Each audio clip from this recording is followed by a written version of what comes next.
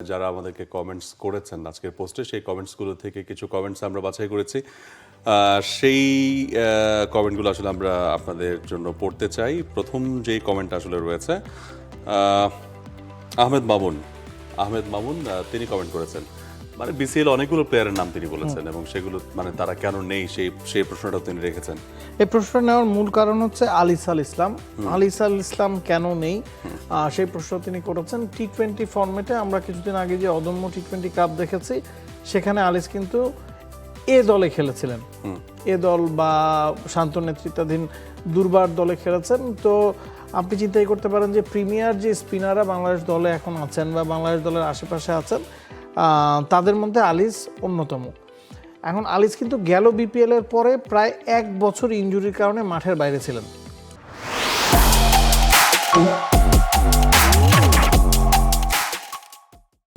এই বিপিএল দিয়ে তিনি ফিরেছেন। গেল বিপিএল এ ফাইনালটা তিনি মিস করেছিলেন এবং এরপরে কোনো ধরনের প্রতিযোগিতামূলক ম্যাচ না খেলে এই বিপিএল এ রংপুর রাইডার্সের জার্সি গায়ে তিনি মাঠে নেমেছেন। টি-20 খেলার জন্য তিনি এখন পুরোপুরি ফিট, তবে 50 overs is a different format. 50 over খেলার জন্য তিনি এখন পুরোপুরি ফিট কিনা বা তিনি নিজেও আসলে খেলতে চাইছেন কিনা, দ্যাটস আ বিগ কোয়েশ্চেন। নতুবা যে 4টা দলের আমরা স্কোয়াড দেখেছি সেখানে আলিসের থাকার কথা, হয়তো এই কারণেই আলিস নাই। এবং বাকি যে নামগুলো আপনি বলেছেন, ধরুন আল ফাহাদ, রিফাত বেগ, কালাম সিদ্দিকী, রোহানুদ্দৌলা বর্ষণ, ইমতিয়াজ শিহাব, আপনি যদি দেখেন যে 4টা দলে যেই ক্রিকেটার আছেন, জাতীয় দলের ক্রিকেটারদের সবাই আছেন, এ দলের এইচপি দলের বা আন্ডার-19 ক্রিকেটারদের সবাইকে এখানে রাখা হয়েছে, টপ ক্রিকেটারদেরকেই রাখা হয়েছে। এই 4টা দলে যারা জায়গা পেয়েছেন সেখানে ঢোকার মতো সামর্থ্যের প্রমাণ হয়তো তারা দিতে পারেনি, সে কারণেই এই 4টা দলে স্কোয়াডে এই নামগুলোকে রাখা হয়নি। আলিস যদি ফিট থাকতেন বা আলিস যদি 50 ওভার্স খেলার মতো ইচ্ছা পোষণ করতেন, আমার মনে হয় আলিসের নামটা অবশ্যই থাকতো। এটাই আসলে সবচেয়ে বড় প্রশ্ন। যে নামগুলো বলেছেন সেখান থেকে কোন নামটা আপনার কাছে মনে হয় থাকতে পারত? আমার কাছে মনে হয় এখানে থাকার মতো অন্য একজন নামও নাই। কালাম সিদ্দিকীর কথা বলুন বা রোহানুদ্দৌলা বর্ষণ বলুন, আল ফাহাদের কথা বলুন, আপনি যদি দলগুলো দেখেন সেখানে পেসার 4টা দলে আছেন। আল ফাহাদকে হয়তো আপনি একটু এগিয়ে রাখতে পারতেন, কিন্তু তারপরও আপনি যে নামগুলোকে স্কোয়াডার দেখছেন তাদের কাউকে কি আল ফাহাদ রিপ্লেস করার মতো অবস্থা এখন আছেন কিনা সে একটা প্রশ্ন। আপনি যদি দেখেন 12 জন পেসারকে রাখা হয়েছে, ধরুন 3 জন করে প্রতিটা দলে, হ্যাঁ 12 জন পেসারের মধ্যে মুস্তাফিজ আছেন, হাসান মাহমুদ আছেন, শরীফুল আছেন, তানজিম সাকিব আছেন, সাইফুদ্দিন আছেন, রিপন মন্ডল আছেন, আব্দুল গাফার সাকলাইন আছেন, যারা বিপিএল এ ভালো করেছেন এবং যাদের রিসেন্ট ফর্ম ভালো, তাদেরকেই কিন্তু এই 4টা দলে রাখা হয়েছে। 4টা দলে আপনি ম্যাক্সিমাম 12 জন 14 জন পেসার রেখেছেন এবং আমি একটা দল খেয়াল করছিলাম যেই দলটাতে 5 জন পেসার আছেন, 5 জনের প্রিমিয়ার, তাদের সবাই হয়তো সুযোগ পাবেন না। হ্যাঁ, তো ওই জায়গা থেকে ফর্মের কারণে বা রিসেন্ট পারফরমেন্সের কারণে এই নামগুলোকে আসলে রাখা হয়নি। আমরা পরের কমেন্টে যাই। একে হৃদয় দাস তিনি কমেন্ট করেছেন, ভারত আবারও নতুন কিছু দেখাবে সবসময় যেমন দেখায়। এটা কোন পার্সপেক্টিভে বলেছেন? ভারত আর নতুন কিছু কি দেখানোর বাকি আছে, মানে কোন পার্সপেক্টিভে? ক্রিকেটিং পার্সপেক্টিভে নাকি মাঠের বাইরের পার্সপেক্টিভে? মাঠের বাইরেই হবে। মাঠের ভিতরে তো ভারত যা দেখানোর তা দেখাচ্ছে, মাঠের বাইরে সম্ভবত নতুন কোনো কিছু করতে পারে। আচ্ছা, মাঠের বাইরে কি আপনার কাছে পার্সোনালি মনে হয় যে ভারত পাকিস্তানের সাথে মাঠের বাইরের লড়াইয়ে এবার কিছুটা হলেও ছাড় দিয়েছে? বা মহসিন নাকভি লাস্ট যখন এশিয়া কাপ বা চ্যাম্পিয়ন্স ট্রফির কথা যদি আপনি বলেন, সেই জায়গায় ছাড় দিয়েছেন, এশিয়া কাপে সেটার বদলা তিনি নিয়েছেন, ট্রফি দেননি। আবার চ্যাম্পিয়ন্স ট্রফি যখন পাকিস্তানে হওয়ার কথা, ভারত যখন যাবে না, তখন কিন্তু পাকিস্তান ওই ডিলটা করে এসেছে 2027 পর্যন্ত সম্ভবত, যে হাইব্রিড মডেল। ভারতেও পাকিস্তান যাচ্ছে না, সেটা কি পাকিস্তানের একটা উইনিং স্টেটমেন্ট ছিল কিনা? কারণ এর আগের বিশ্বকাপগুলোতে আমরা দেখেছি পাকিস্তান গিয়েছে, ভারত যায়নি। তো ওই জায়গায় পাকিস্তান একটা স্টেটমেন্ট দিতে সক্ষম হয়েছে। আবার এশিয়া কাপেও আমরা দেখেছি যে 2 দল হাতবেল নিয়ে কিন্তু দিন শেষে পাইক্রফটের ইস্যুটা এসেছে। ফাইনালে গিয়ে ট্রফি যখন পাকিস্তানের চিফের কাছ থেকে, মহসিন নাকভির কাছ থেকে ভারত নিতে অস্বীকৃতি জানিয়েছে, সেই ট্রফিটা কিন্তু পাঠানো হয়নি এবং সে নিয়েও অনেক জল খোলা হয়েছে, সেখানেও মহসিন নাকভি ছাড় দেননি। আবার বাংলাদেশে যখন এশিয়ান ক্রিকেট কাউন্সিলের একটা মিটিং হওয়ার কথা, সেখানেও আমরা দেখেছি পাকিস্তান এসছে, শেষমেশ শ্রীলঙ্কা জয়েন করেছে, আফগানিস্তানও জয়েন করেছে, ভারত অনলাইনে জয়েন করেছে। ভারত প্রথমে এই মিটিংটাই ভেস্তে দেওয়ার চেষ্টা করেছিল, সেখানেও কিছুটা ব্যাকফুটে তারা গিয়েছে। এবং এবারের বিশ্বকাপ নিয়ে যতই বলা হয়েছে যে পাকিস্তান না খেলে কিছু আসে যায় না, সেই জায়গায়ও পাকিস্তানের একটা উইনিং সাইডটা আমরা দেখেছি। আইসিসি লোকজন তো পাকিস্তানে গিয়েছে, পাকিস্তানকে এই ম্যাচ যে কোনো মূল্যেই খেলাতে তারা রাজি করিয়েছে। পাকিস্তান 22 গজে জিতুক বা না জিতুক, পাকিস্তান আপাতত ক্রিকেট ডিপ্লোমেসিতে ভালো করছে, মানে ফাইট করছে ভারতের সাথে, এটা আপনাকে বলতে হবে, আগে যেটা করতে পারেনি। আগে যেটা করতে পারেনি। আর এবারের সুযোগটা বাংলাদেশ আরো বেশি করে দিয়েছে। পাকিস্তানে আরো একটা ইগো প্রবলেম ছিল, কারণ যে ভোটিংটা হয়েছিল আইসিসি বোর্ড সভায়, সেখানে পাকিস্তান একমাত্র দেশ যারা ভোট করেছিল বাংলাদেশের জন্য, বাংলাদেশের প্রস্তাবনাকে মানার জন্য, বাংলাদেশকে অন্য কোনো ভেন্যু দেওয়ার জন্য। এটা আর কোনো বোর্ড করেনি, কারণ সেখানে ভারতীয় আধিপত্যটা এমন ভাবেই ছিল, তারা সাহস করেনি। আইপিএল একটা ইস্যু ছিল, বাইলেটারাল সিরিজ একটা ইস্যু ছিল, আইসিসি থেকে প্রাপ্ত অর্থ আরেকটা ইস্যু ছিল। তো প্রত্যেকটা জায়গায় কিন্তু ভারতীয় নাক ঢুকে আছে, তো ওই নাকের ভয়ে কিন্তু তারা আর আগায়নি। তো পাকিস্তান সেটাকে অ্যাভয়েড করতে পেরেছে, কারণ পাকিস্তান জানে ভারতকে আমার কাছে আসতে হবেই, ভারত পাকিস্তান ম্যাচ ইস্যুতে আমার কাছে আসতে হবেই। মানে আমরা যতটুকু জানতাম যে একমাত্র ভারত পাকিস্তান ম্যাচটা থেকে আইসিসির আয়ের পরিমাণ প্রায় 33 থেকে 35%, বাংলাদেশের ম্যাচ থেকে 7%। তার মানে হচ্ছে এই ম্যাচটা যদি না হতো এবং বাংলাদেশ যেহেতু আগে থেকেই নাই, প্রায় 42-43% আপনি টুর্নামেন্ট শুরুর আগেই হারিয়ে ফেলছেন। পাকিস্তান যদি আসলে সেই লসটা মেনে নেয়, কথার কথা কোনোদিন যে আমি লস দিব, লাগবে না আমার টাকা, অ্যারাউন্ড 5 থেকে 6 হাজার কোটি টাকা লস হবে আইসিসি। কিন্তু পাকিস্তানের লস কিন্তু 200 কোটি, পাকিস্তানের লস 200 খুব বেশি না, এবং ভারতীয় লসটা আরো বেশি। পার্সপেক্টিভ যদি চিন্তা করেন, এবং আপনি দেখেন যে ধরনের প্রেসার ভারত পেয়েছে বিভিন্ন স্পন্সরদের কাছ থেকে, তারপরে টিভি রাইট যাদের ছিল সেখান থেকে, কারণ ওভারঅল সিস্টেমটাই তো নষ্ট হয়ে যাচ্ছে এখন। দ্যাটস আ ব্যাড থিং যে আপনি ক্রিকেটটাকে দুই দলের ভিতরে আপনি কুক্ষিগত করে ফেলেছেন, ক্রিকেট মার্কেটিংটাকে আপনি দুই দলকে কেন্দ্র করে ফেলেছেন, ক্রিকেট ডেভেলপমেন্ট, ক্রিকেটের মানে এটাকে ওয়ার্ল্ড ওয়াইড নেওয়ার যে ব্যাপারটা, সেটাকেও আপনি ইন্ডিয়ার থ্রুতে বাইপাস করছেন। তো এই ব্যাপারগুলো ক্রিকেটের জন্য ভালো না, কিন্তু এটা সবাই বুঝতে পারছে।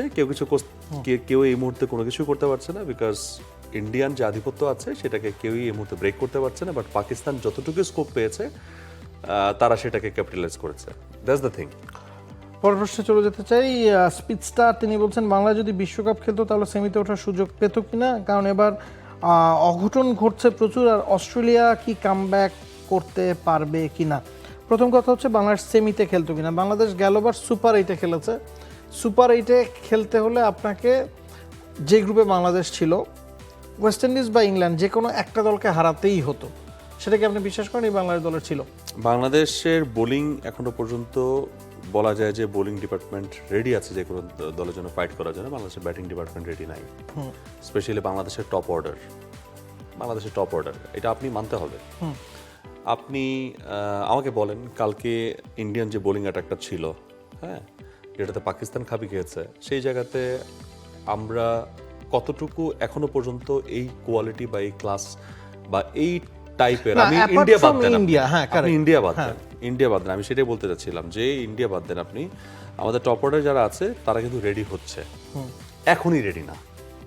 তারা অনেক দূর এসছে, আরো কিছু দূর যাওয়ার বাকি, কারণ ওয়ার্ল্ড টি20 যেই ফরম্যাটে বা এই যে জায়গাতে চলে গেছে, যে পেসে যাচ্ছে, এবং এটাকে ধাতস্থ করার জন্য প্রত্যেকটা দলের টপ অর্ডার বোলার যারা আছে তারাও নিজেদেরকে যেভাবে ইম্প্রোভাইজ করছে প্রতিনিয়ত, সেই ইম্প্রোভাইজেশনের সঙ্গে আমাদের ইম্প্রোভাইজেশনটা কিছুটা স্লো গতিতে আগাচ্ছে।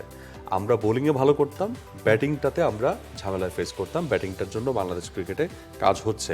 এবং তার উত্তর তাহলে যে সুপার 8-এ গেলেও সেমির সম্ভাবনা আসলে বাংলাদেশের ছিল। সুপার 8-এ গেলেও আপনাকে কোনো একটা বড় দলকে হারিয়ে যেতে হতো, যেটা এই মুহূর্তে জিম্বাবুয়ে সম্ভাবনা তৈরি করেছে। তার মানে কি, তার অস্ট্রেলিয়াকে হারিয়েছে। আর আপনি কাকে হারাতেন, ইংল্যান্ড নাকি ওয়েস্ট ইন্ডিজকে? এবং ইংল্যান্ড বা ওয়েস্ট ইন্ডিজের সাথে আপনি একটা ম্যাচ জিতলেই যে আপনি যাবেন সেটাও না, সম্ভাবনা তৈরি হতো, বিষয় থাকে। এবং রান রেটের ইকুয়েশনে আমরা সবসময় পিছিয়েই So, থাকি। সেমির ব্যাপারটা এটা আমরা আসলে এই জায়গা থেকে বলবো না, কারণ আমাদের প্রস্তুতি যতটুকু আছে অতটুকুর ভিতরেই যদি আমরা থাকি, মানে অতিরঞ্জিত যদি না করি আমাদের সামর্থ্যকে, তাহলে আমি বলবো যে না, সেমির জন্য বাংলাদেশ এখনো রেডি না, অন্তত টি-20 ফরম্যাটে। আবার তিনি বলছেন যে এবার অঘটন ঘটছে প্রচুর। আমার কাছে মনে হচ্ছে যে এই জায়গায় অঘটন প্রচুর ঘটেছে আপনি বলতে পারবেন না। ইটস বিকজ ছোট দল বড় দলকে হারিয়েছে এরকম ঘটনা একটাই ঘটেছে, জিম্বাবুয়ে অস্ট্রেলিয়াকে হারিয়েছে, নেদারল্যান্ডস না, পাকিস্তানকে তিনি হারানোর হয়তো ক্লোজ অঘটন ছিল। বলছেন যে যেমন নেপাল ক্লোজ করেছে, Okay. ওই জায়গা ম্যাচগুলো থেকে কম্পিটিটিভ হচ্ছে এবার। আফগানিস্তান সুপার ওভার, এগুলো অঘটন না আসলে। আফগানিস্তান যে সেকেন্ড সুপার ওভারে গেছে, আফগানিস্তান তাদের সামর্থ্যের পরিচয় দিয়ে গেছে। ইভেন আপনার নেপাল এর আগেও এরকম বড় বড় টিমের সাথে Fight তারা করেছে। ফাইট করেছে, Close গিয়েছে। তারা ক্লোজ করেছে। সো ওই জায়গাতেই আমি অঘটন একটাও দেখি না আসলে Okay. এবারের ওয়ার্ল্ড কাপে। পরের প্রশ্নে চলে যেতে চাই। রিয়াদ তিনি বলছেন তার দুটো প্রশ্ন আছে, একটা প্রশ্ন নিতে চাই। সাকিব আল হাসান দেশে ফিরলে কোন ফরম্যাটে সবচেয়ে বেশি কার্যকর হবেন? অনেক কথাবার্তা হচ্ছে যে সাকিব দেশে ফিরতে পারেন, সাকিবের দেশের হয়ে খেলতে কোনো বাধ্যবাধকতা নাই এবং বিএনপির তরফ থেকে এই বিষয়টা খোলাসা করা হয়েছে। আপনার কাছে কি মনে হয় যে দেশে ফিরবেন কিনা, এবং দেশে যদি ফেরেন ফরম্যাটের কথা আসছে, টি-20 ফরম্যাট থেকে আমার যতটুকু মনে পড়ে তিনি রিটায়ার করেছেন এবং বলেছিলেন যে 2026 বিশ্বকাপে যদি দলের প্রয়োজন হয় তিনি খেলবেন, 26 ইজ গন। সো টি-20টা আমার মনে হয় যে তার আর ফেরার সম্ভাবনা নাই। টেস্টে তিনি জানিয়েছিলেন যে ভারতে একটা ম্যাচ খেলে, দেশের মাটিতে একটা ম্যাচ খেলে তিনি অবসর নিতে চান। দেশের মাটিতে যেহেতু খেলা হয়নি, তাকে ওখানে অবসর হয়ে গিয়েছে নাকি হয়নি সেটা একটা বড় প্রশ্ন। ওয়ানডে থেকে তিনি রিটায়ার করেননি এবং যেটা কথা হচ্ছে যে 2027-এ ওয়ানডে বিশ্বকাপটা হয়তো তিনি খেলতে চান, যদি যে কথাবার্তাগুলো চলছে, যে গুঞ্জনগুলো চলছে সেগুলো বাস্তব হয়। রাইট, আমিও আপনার সাথে পুরোপুরি একমত যে এই একটা ফরম্যাটই সাকিব আল হাসান চুজ করে নিতে পারেন যদি তার ফেভারে সবকিছু যায়, এবং যেটা রোহিত কোহলি করেছেন। রাইট, এবং সুযোগটা যদি সাকিব সামনে পান যে আমার খেলার সুযোগ আছে, আমি কোন ফরম্যাটটা চুজ করব, ইয়া হি মে গো ফর ওডিআই, ডেফিনেটলি এটাই তার জন্য সুটেবল। What about test? টেস্টটা আমার কাছে কেন জানি মনে হয় যে তিনি মানে choose যদি করবেন না। খেলার সুযোগ পান সেক্ষেত্রে একটা বিদায় ম্যাচ কি তিনি খেলবেন কিনা, বা বিদায়ী এখন কি ম্যাচ আর ওই খেলতে পারেন। সিচুয়েশন আছে কিনা যে একজনকে আপনি বিদায় ম্যাচ খেলার সুযোগ করে দিবেন? সিচুয়েশন আসলে বাংলাদেশে ক্রিয়েট করা এটা কোনো নিউ কালচার deal না, এটা আপনার আগে থেকে আমরা দেখেছি বিভিন্ন সময়ে। সো বাংলাদেশ ক্রিকেট বোর্ড বা বাংলাদেশের স্টেক হোল্ডার যারা আছেন তারা যদি মনে করেন এবং সাকিব যদি চান, মেইন কথা হচ্ছে দেশের মাটিতে এরকম একজন লেজেন্ডারি প্লেয়ার যদি তিনি অবসরে যেতে পারেন, এটা তার জন্য সবচেয়ে বড় পাওয়ার।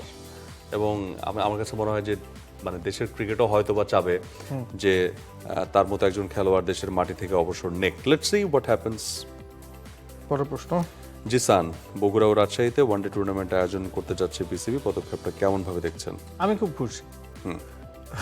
সিলেট চট্টগ্রামের বাইরে বগুড়া রাজশাহীতে হচ্ছে, ভেন্যুগুলো নতুনভাবে তৈরি হবে এবং ওই ভেন্যুগুলোতে কাজ হবে, ভেন্যুগুলো আস্তে আস্তে ইন্টারন্যাশনাল মানের পর্যায়ে পৌঁছাবে। আমরা 3টা ভেন্যুতেই ইন্টারন্যাশনাল ক্রিকেটকে আটকে রেখেছি। বগুড়া রাজশাহীতে যদি ইন্টারন্যাশনাল ভেন্যু তৈরি করা যায়, সেখানের শুরুটা তো কোথাও না কোথাও থেকে আপনাকে করতে হবে। এখন এই টুর্নামেন্টটা যেটা 4 দলে ভাগ হয়ে বাংলাদেশের টপ ক্রিকেটাররা খেলবেন ওয়ানডে ফরম্যাটে, সেটা বগুড়া রাজশাহীতে হওয়াটা অবশ্যই প্লাস পয়েন্ট। যে আপনি একটা ভিন্ন কন্ডিশনে ভিন্ন জায়গায় গিয়ে খেলছেন, সেটা আপনাকে নতুন কিছু শেখাবে। অ্যাবসলিউটলি, এবং এই দুই ভেন্যুর উইকেট ইজ 100% ওকে। ইনফ্রাস্ট্রাকচারটা সেখানে একটু রেনোভেশনের কিছু ব্যাপার আছে। রাজশাহী উইকেটে যেমন বা রাজশাহী স্টেডিয়ামে আমি গিয়েছিলাম, সেখানে দেখলাম সেখানে ইন্টারনালি কিছু কাজ করার কিছু ইস্যু আছে যদি আপনি ইন্টারন্যাশনাল ম্যাচ আয়োজন করতে চান, because there are every facilities. আপনি সেখানে clean city, hotel facility okay, airport আছে, সুন্দর শহর, সবকিছু ওকে, মানে why not in Rajshahi? So খালি আপনি ইনফ্রাস্ট্রাকচারটা একটু ঠিকঠাক করে নেন, একটু হালকা কাজ করে নেন, দেন এভরিথিং ইজ ওকে। আজকের দ্য ক্রিকেট শো শেষ করতে চাই আরেকটা এখানেই। প্রশ্ন ছিল আপনার? না, অনেক হয়ে গেছে, আর আজকে কথা নেবেন বলতে না? ভালো লাগছে না। আচ্ছা, শেষ করি দ্য ক্রিকেট শো শেষ করছি এখানেই। সপ্তাহে 3 দিন শনি সোম বুধবার আমরা হাজির হয়ে যাই দ্য ক্রিকেট শো নিয়ে সন্ধ্যা 6টায়। তবে এরপরে ক্রিকেট শোটা হয়তো রমজানের শুরুতেই হতে যাচ্ছে, সেক্ষেত্রে টাইমটা একটু হেরফের হবে। আমাদের শোটা অনেক ফ্লেক্সিবল, মানে আমরা অনেক ফ্লেক্সিবল। ক্রিকেট শোতে আমরা যারা বসি আমরা ফ্লেক্সিবল। আমাদেরকে কখনো 6টায় করতে বললে আমরা 6টায় করি, 5টায় করতে বললে আমরা 5টায় করি, 3টায় বললে আমরা 3টায় সপ্তাহে করি। করতে বলে সপ্তাহে করতে পারবো, আমরা অসুবিধা নেই। মানুষ হিসেবে আমরা খুবই মানবিক, কারণ আপনার বিভিন্ন ইভেন্ট থাকে, টি স্পোর্টস যেহেতু ব্রডকাস্টিং চ্যানেল, সো ইভেন্টের কারণে আমরা কিন্তু এদিক সেদিক টাইমটা হয়, বাট আমরা আপনাদেরকে জানাবো। But next show at 6 in social media. শেষ করছি এখানে। ভালো থাকুন, সুস্থ থাকুন, চোখ রাখুন টি স্পোর্টসে। For more updates, subscribe to our YouTube channel and click on the bell icon. Follow us on Facebook and Instagram. Download T-Sports app to enjoy exciting games and highlights. Visit tsports.com.